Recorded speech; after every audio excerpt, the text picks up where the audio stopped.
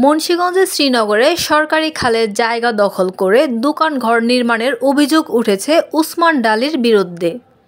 রবিবার সকালে উপজেলার রাড়ীখাল ইউনিয়নের উত্তর বালাসুর নতুন বাজার এলাকায় সরকারি খালের জায়গা দখল করে দোকানঘর নির্মাণ করে।